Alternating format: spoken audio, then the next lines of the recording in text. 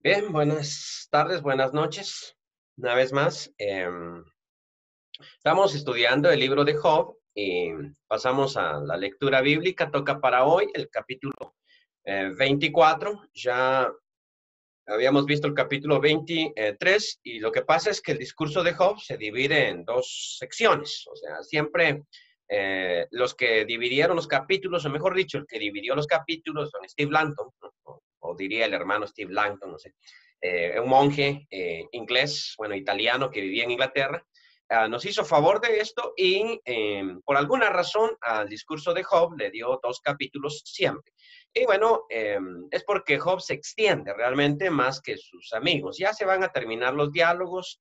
Después de este capítulo ya viene Bildad, una vez más va a intervenir y de ahí se acaba el discurso de los amigos. Se acaba el diálogo y entramos a otro tipo de literatura, una vez que Job contesta, ¿no? Pero probablemente sea la última vez, no estoy seguro, en que Job va a acusar severamente a Dios de... ¿qué es lo que pasa aquí? Pues, o sea, como que no estuviera haciendo bien su trabajo, ¿verdad? Como que hay algo que está pasando mal. Yo una vez escuché a un ateo argentino diciendo una cosa interesante, ¿no? Me llamó la atención. Decía él, dicen los cristianos, decía él, que todos los niños vienen con un pan bajo el brazo. Pues yo cuando muera, bueno, le voy a preguntar a Dios a qué ángel le pidió que hiciera ese trabajo de entregarle un pan a cada niño porque está haciendo un pésimo trabajo. Hay unos que nacen con mucho y otros sin nada. Bueno, él estaba haciendo esa reflexión, obviamente desde el punto de vista del ateísmo, y creo que había comido muy bien ese día. Y creo que tampoco estaba haciendo mucho por los niños que no traían pan. Pero el caso de Job va a ser un alegato similar, solo que desde la perspectiva de la fe. Y dice el texto bíblico, ¿no? Reina Valera le va a poner estos títulos, estos, insisto, son más modernos, estos están ya desde el año 60, es la versión del 60 en adelante que se van a agregar los títulos. Job se queja de que Dios es indiferente ante la maldad, que no hace absolutamente nada, y esto es problemático porque Dios es juez, y como juez, entonces debería de hacer algo. Esa es la posición de Job.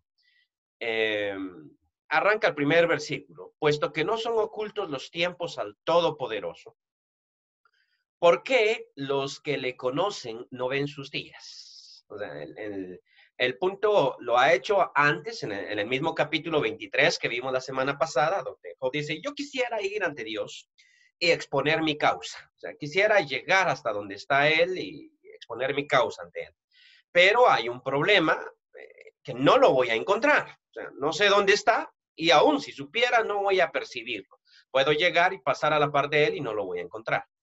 Pero, ¿para qué? Si Dios sí conoce dónde estoy yo y conoce mi situación. Y decíamos en su momento que Dios conoce todo y Job en ese momento dice, Dios sabe cómo soy yo. No es que yo sea oculto a Dios y que yo tenga necesidad de ir y explicarle cómo es mi vida porque Dios conoce todo. Entonces, Él me conoce realmente, sabe dónde estoy, sabe cómo me he comportado.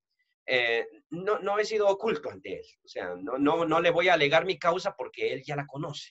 Él ya la sabe. Por eso decíamos, muy buen calvinista, ¿no? Ahora usted no, yo para qué, si Dios ya sabe. O sea, Dios ya sabe lo que le voy a pedir, para que se lo pido. Dios ya sabe cuál es mi necesidad, entonces para que se la hago saber. Y también, si Él ha determinado algo sobre mí, pues yo no voy a poder cambiarlo en lo más mínimo. Aquí va a ser el punto diferente, o sea, el mismo punto, pero al contrario. Puesto que no son ocultos los tiempos al Todopoderoso, las regiones, las personas, nada le es oculto. ¿Por qué los que lo conocen, o sea, los justos como yo, no vemos sus días? ¿Sus días de qué? Lo más probable es que esté hablando de sus días de juicio, o sea, el día del Señor como el día en que Él ejecuta su juicio o el día en que Él interviene. Y empieza a hablar de los malos, ¿no? Traspasan los linderos, roban los ganados y los apacientan. Obviamente en el contexto este de las personas que tienen ganado, ¿no? Los malos vienen, se roban el ganado, después lo apacientan como que fuera propio, ¿no? Versículo 3, se llevan el asno de los huérfanos y toman la prenda, en prenda el buey de la viuda. si uno escudriña la ley de Dios, sobre todo en Deuteronomio, esa es una ley que se preocupa mucho por tres tipos de personas. La viuda, el huérfano y el extranjero. Hay dos tipos de extranjeros. Los extranjeros que vienen para gobernarnos y los extranjeros que son refugiados, que en su tierra les va muy mal y por lo tanto andan entre nosotros buscando una mejor vida. Eso le llamamos nosotros los refugiados, no los extranjeros. En hebreo hay dos palabras distintas para definir a cada uno de estos. Cuando se habla de los enemigos extranjeros que nos están invadiendo, hay un término. Y hay uno muy diferente para hablar del extranjero que ha venido a buscar una mejor vida. Ese era precisamente el extranjero del que hablaba la Biblia, cuando decía, acuérdate del extranjero, porque extranjero fuiste en la tierra de Egipto. O mejor dicho, acuérdate del refugiado, porque refugiado fuiste. Y curiosamente, veamos que en Deuteronomio capítulo 14, cuando se habla del diezmo, por ejemplo, en Israel, la idea era que cada 3 años el diezmo se iba a acumular en las ciudades para que sirviera para el extranjero, para la viuda y para el huérfano. O sea, estas tres personas iban a poder consumir el diezmo. O sea, para ellos era un asunto de justicia social. También a levita, ¿no? Porque el levita era pobre. Sin embargo, los malos, entonces en la ley siempre había una preocupación por el huérfano, porque en una ciudad, en un mundo patriarcal, las personas que no tenían papá eran los más débiles de la sociedad. Y las mujeres que no tenían esposo en el antiguo Israel estaban desposeídas, la mujer no podía trabajar.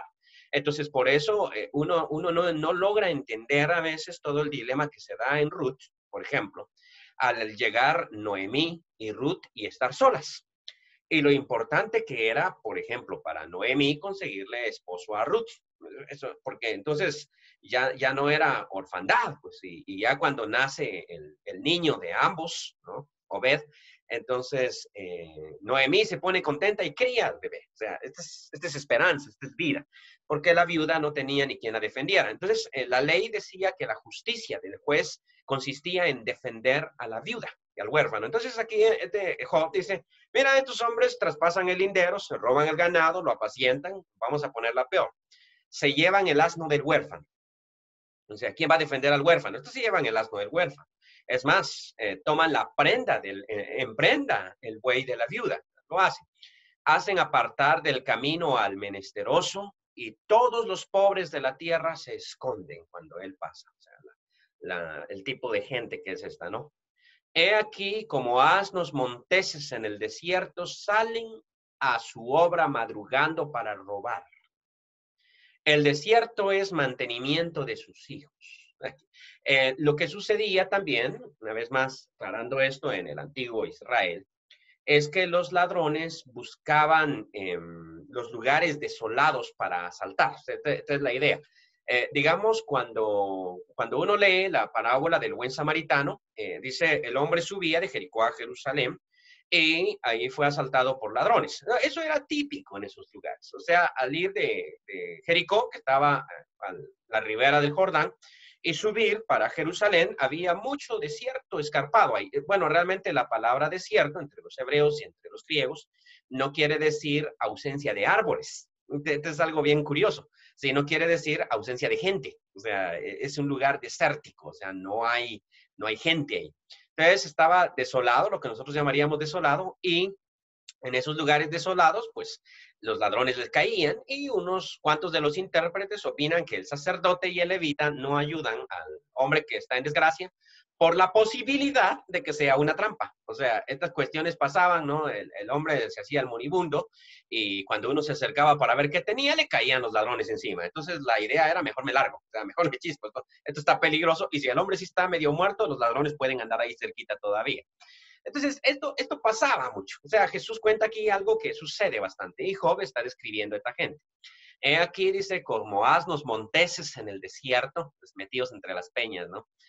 Salen a su obra, cual es asaltar, madrugando para robar. El desierto es mantenimiento de sus hijos. O sea, mijito, voy a ir a trabajar, a ver quién sube de Jericó a Jerusalén. Me voy a trabajar, a ver qué consigo, ¿no? Dios bendiga mi viaje. Eh, en el campo ciegan su pasto y los impíos vendimian la viña ajena. No trabajaron en ella, pero sí le van a cosechar, ¿no? Van a cosechar lo que ellos no han sembrado. Volvemos a la ley. O sea, la ley está aquí en el horizonte. Al desnudo hacen dormir sin ropa. ¿Y esto qué tiene que ver? Bueno, estos son los prestamistas. Eh, el ser prestamista no estaba prohibido en Israel, pero sí estaba prohibido ser prestamista del judío. O sea, podíamos prestarle a otra gente, pero no al judío, ¿no? Lo que se llamaba usura. O sea, esto doy dinero, pero cobro algo. Y resulta que, bueno, hay mucha gente que tiene plata para sacar dinero y dar algo en empeño. O sea, esto es lo bueno de tener uno propiedades, ¿no? En algún momento difícil. Aquí, por ejemplo, en Tegucigalpa viajo yo y dice, le prestamos dinero por su carro, traiga los documentos, o por su casa, ¿no? Traiga los documentos de su casa y le prestamos dinero. Son prestamistas, así es de que si llevo las escrituras de mi casa, pues me van a prestar rápido y van a pedir a Dios que yo nunca pague. Obviamente es contrabando porque ¿cómo se llama? El gobierno regula eso por medio de los bancos, solo que los bancos es un trámite tan largo, los prestamistas van rápido. Pero cuando la persona no tenía dinero, no tenía nada, o sea, estoy en la más vil ruina, lo que él empeñaba era su ropa. Y por eso es que dentro de la ley estaba que si vino, por ejemplo, alguien vino, o sea, la ley era bien curiosa en estos pormenores. Realmente poco hace uno escarbando la ley, pues es fascinante. Realmente. Si yo he prestado un utensilio, una olla o algo, la ley me decía, puedes llegar hasta la casa de tu vecino y pedir lo que prestaste, pero no puedes entrar a tomar. Tu vecino tendrá que entrar a su casa, agarrar el objeto y sacarlo hasta la puerta, pero tú no puedes pasar de la puerta. Y si te dice no te lo entrego, bueno, hay jueces a los que puedes recurrir, pero tú no vas a entrar. O sea, ese principio que tenemos hoy en día de propiedad privada y de que la policía llega a la casa y uno dice, necesito una orden de allanamiento para que ustedes pasen, que es mi propiedad, ¿no? Eso está dentro de la ley.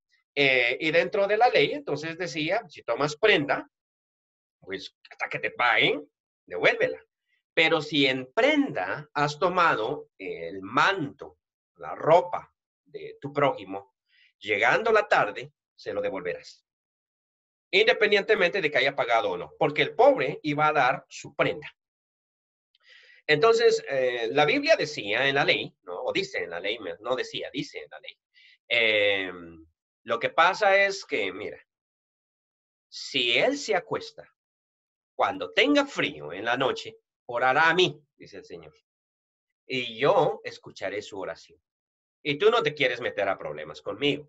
Entonces le vas a devolver su ropita para que no ore. A la mañana siguiente va y se la quitas otra vez. O sea, dame su ropa porque usted me debe plata todavía, pero se la devuelves. Entonces Job aquí vuelve a este punto. Algunos han dicho que esto es parte de la cultura y eso es posible. Versículo 7, al desnudo hacen dormir sin ropa, sin tener cobertura contra el frío.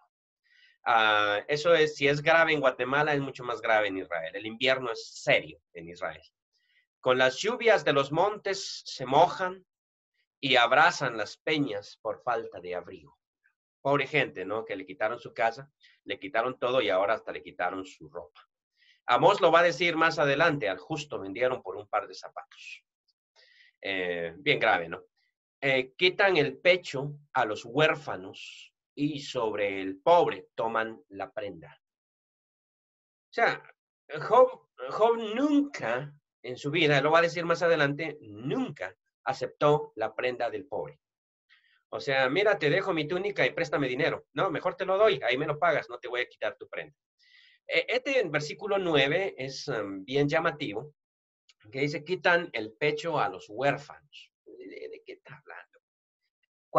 Cuando uno lee la historia, realmente la otra vez creo que andábamos en el monte caminando con Marlon o no sé dónde conversábamos esto, pero le decía, creo que a nosotros nos ha tocado vivir una buena vida, ¿no? porque cuando uno estudia un poquito de historia, se da cuenta de cómo ha sido de cruel la humanidad. Y me contaba Marlon, sí, me decía, antiguamente cuando venían de Palestina para San Juan y alguien venía solo, no bajaba por este monte de la Victoria o de las guitarras, sino que esperaba ahí a un montón de gente que se juntara porque estaba peligroso. O sea, en esas peñas de las guitarras donde uno puede caminar ahorita tranquilo, ahí podían salir asaltantes. Esto era serio en estos lugares en ese tiempo. Voy a comentar históricamente este versículo 9. Okay. Y lo voy a hacer mediante los católicos españoles que nos invadieron y los protestantes norteamericanos. Bueno, para ver que el mundo es malo. No importa si uno es católico o protestante, esto es serio. El caso es que los españoles, cuando nos invadieron y llegaban hasta las tribus indígenas, eran capaces de matar al niño para que la mujer que tenía leche en sus pechos amamantara al hijo del español. O sea, la mujer no tenía leche y entonces, no, estos no le quitaban el pecho al huérfano, mataban al niño para que sus hijos pudieran tener leche. Eso era cruel, realmente. Pero así fue el mundo, así fue. Los norteamericanos, cuando esclavizaron a los negros, esto era muy serio y estos fueron los holandeses, protestantes holandeses, presbiterianos o reformados. Entonces esclavizaron a esta gente. Esclavizar a los negros sí fue cruel realmente, porque para poder agarrar un esclavo, tenían que matar a 9. O sea, se suponía que solamente uno se dejaba. ¿Por qué? No, ¿creen ustedes que decían, bueno, queremos esclavos y todos los negritos allá en África hacían fila ahí para que los agarraran? Sino que te había que cazarlo. Entonces, para agarrar al esclavo, había que matar a 9 en promedio. O sea, 9 había que matar y agarrar uno. Y cuando los metían en los barcos, de cada 10 morían 9 en alta mar, porque las condiciones eran serias. Entonces ya los diezmamos, ¿no? Esto fue un diezme de la población. Y cuando el afortunado llegaba a las plantaciones del azúcar en Haití, del hule en Brasil, de lo que fuera, la expectativa de vida en el Brasil, en la selva del Brasil, de los esclavos era 7 años. O sea, promedio, 7 años. Óyeme, o sea, que la vida sí estaba dura. No, sí, cuando ya tenía 8 años de esclavo, el tipo ya, o sea, este sí es fuerte, ¿no? La expectativa de vida era de 7 años. Así eran las condiciones del esclavismo, pero no había problema. Allá ya andan viniendo más esclavos. O sea, eso era muy rentable. Por eso es que cuando el Imperio inglés prohibió la esclavitud, lanzó barcos a todo el Atlántico para poder detener a la esclavitud. O sea, los ingleses realmente cuando prohibieron la esclavitud, la detuvieron de lleno. Es decir, vamos a imponer nuestra orden, pero eso ya es otra historia. Voy a los norteamericanos. ¿Por qué los negros norteamericanos se llaman brother unos con otros? O sea, ¿por qué? Bueno, la razón es sencilla. Cuando tenían ahí las algodoneras, porque en el sur de Estados Unidos eran algodoneras, pues tenían ahí a los africanos, y cuando las madres tenían niños, o sea, las negras, entonces era una pérdida de mano de obra, el hecho de que la mujer negra se quedara en casa cuidando a su bebé. Entonces lo que hacían los esclavistas, y esto era típico en todo el sur, era toda mujer trabaja y una sola mujer los amamanta. O sea, una sola va a cuidar a todos los niños y los va a amamantar. Es la más lechera. O sea, ahí sí hacían competencia, ¿no? ¿Quién era la mujer que tenía más leche? Y a cuenta de esto, entonces los niños no sabían quién era su mamá. O sea, este era el caso. ¿Quién es mi mamá? Porque aquí yo no le atino. O sea, mi mamá la vendieron como esclava y a mí me dejaron aquí. Y la que me crió fue esta. Y lo que pasa es que crió a Mundo y Raimundo en la plantación. Y por eso entonces entre ellos se llamaban brother. O sea, este es mi brother porque pues, somos hermanos, ¿no? Nos amamantó la misma mujer. O sea, si eso fue cruel en el mundo católico, como lo expliqué, y en el mundo protestante, como lo acabo de explicar, ¿cómo habrá sido en el mundo de Job? O sea, en ese mundo que no conocía a Dios. Es terrible, así es de que Job no está exagerando. Quitan el pecho a los huérfanos. O sea, es triste, ¿no? Y de sobre el pobre toman la prenda. Al desnudo hacen andar sin vestido. Y a los hambrientos quitan la gavilla. ¿De qué está hablando aquí? Dentro de sus paredes exprimen el aceite. pisan los lagares y mueren de sed. ¿De qué está hablando? Está hablando de los trabajadores.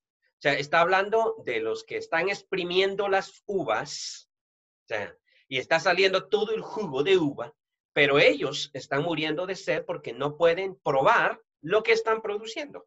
Entonces, está hablando del trabajador que está cortando el trigo y no puede comer el trigo o sea, no puede desgranar el trigo con sus manos y comerlo. Se está muriendo de hambre, sí, pero es trabajador, entonces le quitan la gavilla y dentro de sus paredes exprimen el aceite, pero no pueden probar ni siquiera un poquito. Entonces, la Biblia incluso señala este principio que toma Pablo. Y creo que Pablo lo interpreta muy bien.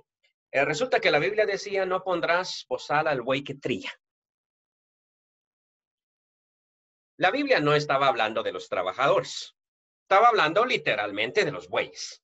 O sea, estaba hablando del buey trillando y obviamente al buey se le antoja lo que está trillando y entonces la Biblia le decía al judío, no le pongas bozal, déjalo que coma. O sea, si trabaja, tiene derecho. Y Pablo creo que interpreta muy bien este versículo cuando dice, ¿ustedes creen que Dios tiene, ¿cómo se llama este? Dios tiene cuidado de los bueyes? Porque aquí es donde el legalismo no interpreta bien el texto. Porque dicen, mira, el texto dice que no pondrás bozal al buey que trilla, ¿ok? Entonces al buey no le pongas bozal, pero al burro sí. Porque dice buey, no dice burro. Lee bien la Biblia, por favor. Ahora, sé que estoy exagerando, pero al trabajador sí le ponían bozal. O sea, el trabajador sí no puede tomar, pero el güey sí. Y esto es lo que Pablo dice. O sea, cuando habla de los predicadores, ¿quién fue soldado a sus propias expensas? O sea, él lo menciona, ¿no? Pondrás bozal al güey que trilla. Y claro, está hablando de todo. O sea, yo trabajé en un restaurante en Estados Unidos, un muy buen restaurante, por cierto. Me decían, mientras usted trabaja aquí, puede comer, no hay ningún problema. Pero o come antes de trabajar o come después de trabajar, pero no puede comer mientras está trabajando. O sea, esto es obvio, ¿no? Entonces, yo llegaba luego y comía y realmente podía agarrar lo que yo quisiera. O sea, era un restaurante buffet y agarre, coma, no se preocupe. Ellos eran cristianos y yo podía comer, pero a veces me ponían a trabajar luego y me decían, va a comer cuando trabaje su jornada, que eran 3 horas. No, hombre, eso era terrible. O sea, estar 3 horas sintiendo el olor a comida, viendo cómo todos comen y yo con hambre, eso estaba duro realmente. Pero no estaba tan grave el hecho de que yo sabía que terminando mi jornada, pues iba a comer. O sea, eso no es ningún problema. Pero ha de ser muy difícil trabajar en un restaurante donde hacen comida muy rica y que le digan a uno, no, usted es trabajador, usted sí no puede comer, lo siento. El guardia que cuida fuera del restaurante donde huele muy rico, ¿no? O sea, y uno se ha preguntado, ¿este comería, no comería? Espero que los restaurantes sí le den, eso es lo que uno dice, Dios quiera que sí le den, pero sería sumamente cruel. Hijo, pinta este relato, ¿no? Dice, mira, al desnudo hacen andar sin vestido, a los hambrientos quitan la gavilla. Están ahí comiendo o sea, están trabajando y agarran una gavilla de trigo, ¿no? Y le dicen, no agarre, no come. Eso es como decía mi papá, escondíamos los panes porque no nos daban. O sea, eso es duro, trabajar en una panadería y que se enojen con uno si agarra un pancito para comer. O sea, ¿qué es eso realmente? Pero el mundo es mundo, ¿no? Dentro de sus paredes exprimen el aceite, pisan los lagares y los pobres mueren de sed, ¿no? Desde la ciudad gimen los moribundos y claman las almas de los heridos de muerte. Así hacen oración y aquí, esto es lo crudo que toca Job. Pero Dios no atiende su oración. O sea, no la atiende, no escucha. Curiosamente, Dios sí está escuchando. Yo tenía un profesor muy sabio, muy viejo, 85 años, el doctor Chapatín, ahí está pintadito, como Don Quinchito, en el limbo. Pero este señor sí sabía, o sea, este es el mejor profesor que yo he tenido probablemente. John T. Willis se llamaba. Tiene Facebook, le he escrito, pero no contesta, creo que no sabe cómo manejarlo. Pero ahorita ha de tener, ¿qué? 100 años por ahí, ¿no? Pero es impresionante cuando le hacíamos preguntas y decía, estoy escuchando a la siguiente pregunta, y todos preguntaban y solo su frase era, estoy escuchando, y después daba su clase de 3 horas y respondía a todas las preguntas y se acordaba de cada una de las preguntas y decía, ahora voy con la pregunta de fulano. Mire, el problema suyo, y qué memoria la de este, pues Dios está escuchando, o sea, está escuchando a Job, está escuchando lo que Job ha dicho, después vamos a tocar a Job, pero ahorita solo estamos escuchando. Sigue diciendo. Ellos son los que rebeldes a la luz. Nunca conocieron sus caminos, caminos de Dios, ni estuvieron en sus veredas, nunca. A la luz se levanta el matador, mata al pobre y al necesitado, y de noche es como ladrón. El ojo del adúltero está aguardando la noche, diciendo, no me verá nadie, y esconde su rostro. En las tinieblas minan las casas que de día para sí señalaron, no conocen la luz, porque la mañana es para ellos como sombra de muerte. Si son conocidos terrores de sombra de muerte los toman. Huyen ligeros como corrientes de aguas. Su porción es maldita en la tierra. No andarán por el camino de las viñas. Buscan la noche, pero Job de pronto cambia su discurso. Y esto es lo interesante de Job realmente, a que él está consciente de que Dios no actúa, digámoslo así. Si Dios actúa o no actúa es un tema que vamos a contestar después. Pero al momento, él piensa, Dios no actúa, Dios no hace nada. Sin embargo, se siente tentado Job a actuar como estos malos y decir, puesto que Dios no actúa, entonces yo voy a hacer como estos tipos. La verdad es que no.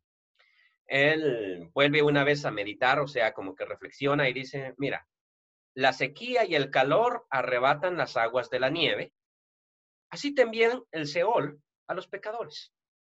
¿Cómo así? Bueno, sientes la nieve y la nieve tiene agua, ¿no? Está mojada, pero cuando viene el sol, el calor, la sequía, pues la nieve se derrite. Y sabes que estos pecadores, lo mismo les pasa. También lo he visto, ¿no? Así también el Seol o la tumba a los pecadores. Los olvidará el seno materno. De ellos sentirán los gusanos dulzura. O sea, ¿de qué está hablando? Bueno, él diría, a mí, mira, yo ya estoy flaco. O sea, los gusanos que me coman, esto no va a estar tan rico que digamos, pero estos están gorditos, ¿no? Los gusanos van a sentir una gran dulzura cuando se coman a estos.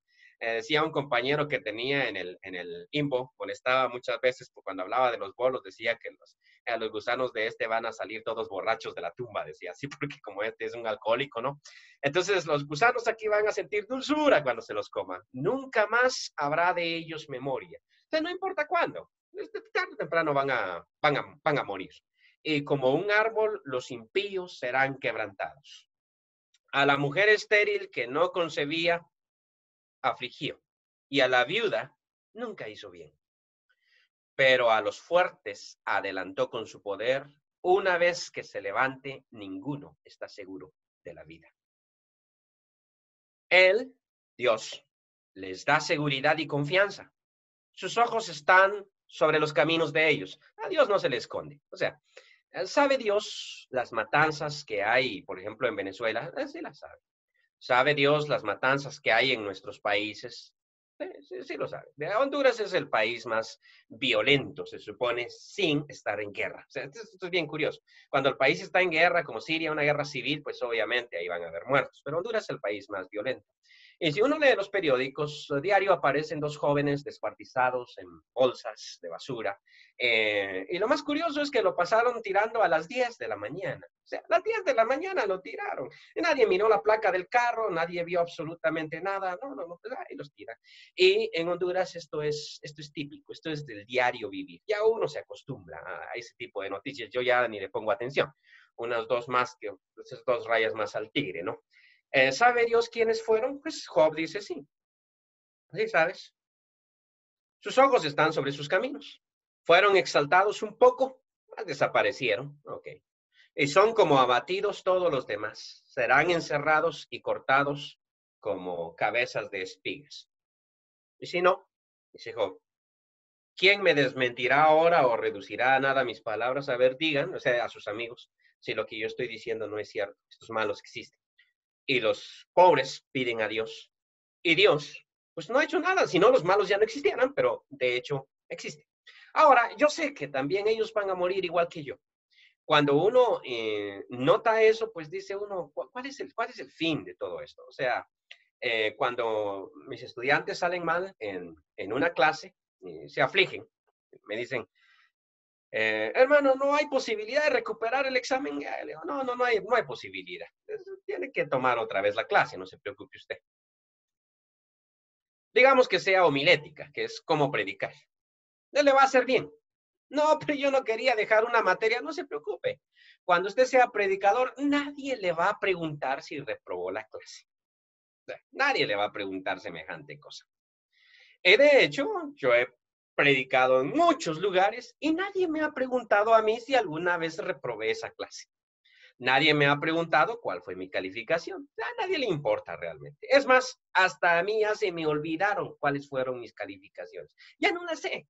En un momento las sabía puntualmente, de repente se olvida, se van. Lo que importa realmente es la calidad que yo tuve. O sea, lo que importa realmente es que pasé mis clases sin copiar. Y eso es lo que me llena de orgullo. O sea, esta es la cuestión. Yo sí estudié. Yo nunca copié en un examen. Bueno, al entrar a Baxter, en adelante. De lo de atrás no puedo dar testimonio. Pero siente uno ese orgullo. O sea, esto es mío. O sea, en Estados Unidos incluso los profesores eran tan confiados, los gringos confían en la palabra de la gente, que decía el profesor, aquí está el examen, váyase. O sea, en 3 horas lo quiero ver en mi oficina. Y entonces agarraba yo el examen y corriendo a ver dónde consigo un lugar donde hacer el examen, porque ellos no me cuidaban. O sea, no era una cuestión así de siéntese aquí enfrente, que lo estoy viendo, no se levante, no, sino que era, vaya, hágalo donde le dé la gana. Entonces yo corría a un lugar vacío y ahí me sentaba y incluso abría mi computadora a veces y lo hacía en la computadora, imprimía las hojas porque en la computadora escribía uno más rápido y a entregarla corriendo antes de que pasen las 3 horas. 3 horas me daban para solucionar esos exámenes. Y entonces no podía copiar, pero el profesor decía no copie. Y entonces uno se siente lleno de orgullo de decir, oye, ¿cuánto sacaste? No me pregunte cuánto saqué. O sea, al principio yo no quería ni mencionar cuánto había sacado. Pero sí el hecho de que eso lo hice yo. Fue lo que yo obtuve. Con el tiempo, olvidé las notas. Las malas primero, las buenas después. Pero nunca olvidé que yo no copié. Yo no copié. Y Job plantea ese principio. O sea, ¿qué comieron el domingo pasado? ¿Frijolitos o carne asada? Independientemente de lo que hayan comido, hoy ya solo es recuerdo. Ya ni siquiera queda entre los dientes, a no ser que no usen hilo dental, ¿no? O no usen cepillo de dientes, ¿no? En ese caso, pues ahí queda un poquito más de tiempo, ¿no? Pero si somos higiénicos y nos lavamos los dientes, no queda más que el recuerdo. Y eso es todo lo que queda. Y si comí carne asada robando, diría Job, te queda el recuerdo de que robaste. Y si no te queda ni el recuerdo, cuando nosotros éramos niños, robábamos a veces. Una vez nos fuimos con los muchachos del instituto, ¿cómo se llama este? De San Juan, ¿no? Y nos fuimos caminando por el cementerio y seguimos ahí en San Juan. Llegamos hasta una plantación de manzanas muy grande que había por ahí en esa época y nos metimos a la plantación y sacamos manzanas. La Biblia diría que no fue robar porque simplemente nos comimos las manzanas que había en el lugar, ¿no? Eso estaba permitido en tiempos bíblicos. Pero no estábamos en tiempos bíblicos, obviamente. Y entonces yo me llevé unas 2 manzanas entre la bolsa. Fui caminando. Llegué hasta el parque, ahí estaba Abel Castillo, ¿no? El famoso Castillo, el famoso peluche. Ya no se va a recordar de esto. Y entonces nos metimos a la camioneta y nos sentamos a la par y me preguntó, ¿vos qué traes ahí? Manzanas, le dije, saqué una y me la empecé a comer, agarré la otra y se la di tener. Y esas las fuimos a traer allá atrás del cementerio. Y me dijo, no sé, apareció aquel con tremenda decencia, ¿no? Que me dice, mira, yo he robado si no como. Tu rollo, le digo. Y entonces me dijo, acordate, yo no recuerdo la fecha, o sea, se me olvidó. Pero digámoslo así, acordate que un 15 de marzo, por la mañana, fuiste a robar manzanas. Y a mí me pegó duro, realmente me pegó duro eso, porque dije yo, tal vez este tiene razón, o sea, no quiso la manzana igual, ¿verdad? Pero este tiene razón, o sea, te la robaste, acordate de eso. Y la verdad es que la escena me quedó grabada, la fecha sí se me olvidó, porque no soy Pancho, sino sí me acordaba de la fecha. pero me quedó grabada la imagen. Queda en la conciencia de uno. Pero al final de cuentas ya ni recuerdo el sabor de la manzana. ¿Estaba rica o no estaba rica? Es irrelevante. Entonces Job presenta este punto. Mira, yo soy justo y estoy bien afligido. Okay. Estoy bien afligido. Y yo he sido justo. Y hay malos que están muy bien. Y los pobres claman a Dios. Pero Dios no nos escucha. Pero ¿sabes qué? Al final de la vida yo voy a morir, diría Job, y voy a ir a la tumba. Y los gusanos no van a disfrutar mi carne porque ya no existe. Ya, solo un poquito de piel pegada a los huesos. De esto sí la van a disfrutar. Esto sí estoy seguro, porque van a morir bien gorditos, ¿no? Ya van a disfrutar esta carne. Pero al final de cuentas, eso es lo que vamos a hacer todos nosotros. Solo nos va a quedar nuestra justicia. Por eso es que Job es increíble realmente. En el hecho de que decíamos la vez pasada, decía Platón, nosotros nos comportamos bien por dos razones, por la gloria que vamos a recibir de los hombres o por la retribución que vamos a recibir de los dioses. Esas son las dos motivaciones de la gente. Y creo que tenía razón. Muchas veces se porta bien por no ir a parar a la cárcel, porque no lo agarre la policía, o porque la gente lo va a alabar, o porque al final de cuentas Dios me va a recompensar. Y esa es mi esperanza, ¿no? Así pienso yo. Pero Job llegó a la conclusión de que Dios no lo va a recompensar. O sea, que se acabó esa parte. Y llega a la conclusión de que la sociedad tampoco, porque sus amigos que lo conocen lo están tomando por un impío, entonces ni siquiera la sociedad lo va a respetar. Entonces, ¿por qué razón voy a seguir siendo honesto, fiel a la ley de Dios? ¿Por qué razón? Pues Job diría, porque así soy yo. Ni modo, así soy yo. Es mi naturaleza. O sea, este soy yo. Y no me puedo negar a mí mismo. Realmente ahí es donde Job pasa la prueba, ¿no? O sea, no es bueno porque Dios lo bendice. No. De hecho, su vida ha sido maldita y sin embargo él permanece fiel. O sea, dice, no voy a cambiar mi punto de vista. No. Voy a vivir del recuerdo. Eso sí, va a decir Job, eso sí. Callarme, no me voy a callar. O sea, aquí voy a hablar y hablar y hablar y hablar. Curiosamente, al final él va a decir, mejor me callo. Pero ahorita dice, voy a hablar. O sea, ustedes creen que me van a callar y de hecho por eso es que él prolonga su discurso mucho más que los demás. Y eso es lo que significa Job, la persona que protesta, la persona que no se queda callada. Bien, no sé si hay alguna pregunta o algún comentario.